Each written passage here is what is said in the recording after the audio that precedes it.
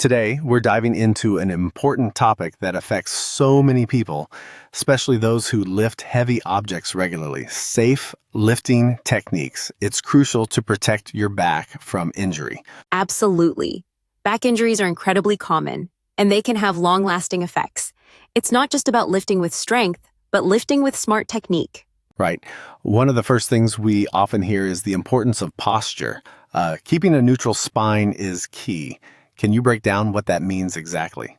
Sure, a neutral spine means your back should maintain its natural curve. When you bend over to lift, make sure your back doesn't round or arch excessively. This helps to evenly distribute the load across your muscles instead of putting all the strain on your lower back. So basically, it's about maintaining that S curve in your spine, like when you're standing up straight. Exactly. Think of it like balancing a stick on your back. If you tilt too far forward or backward, the load isn't distributed evenly. But when your spine is aligned, the body works more efficiently. It sounds simple, but so many people forget about it. And before they know it, they've hurt their back. What's another tip to keep your back safe? Another key thing is using your legs, not your back, when lifting. You want to squat down, keeping your feet shoulder width apart, and then use your legs to power the lift. Your back should stay as straight as possible. Right? It's like letting your legs do the heavy lifting, but that means you also need to make sure your legs are strong enough to handle it. Exactly. Strengthening your core and legs can make a huge difference. And don't forget to avoid twisting while lifting. That's a big no-no.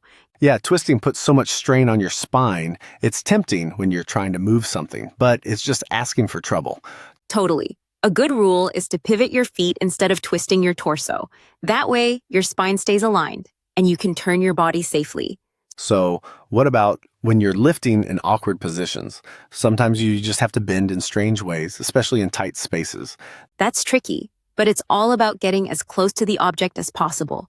If you're reaching or twisting from a distance, you're already putting unnecessary stress on your back. Always try to get low and close before lifting.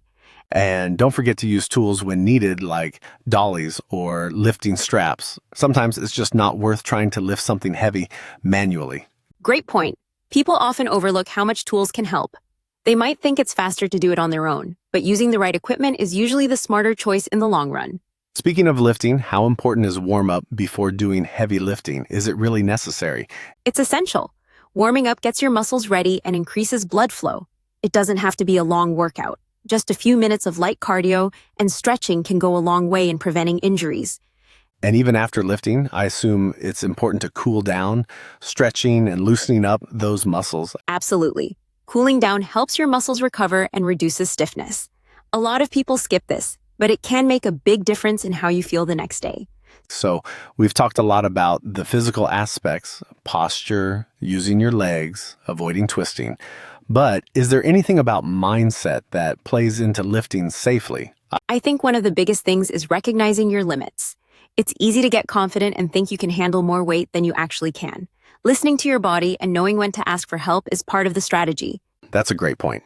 It's about being honest with yourself. There's no shame in asking for help or using a tool to make the job safer and easier.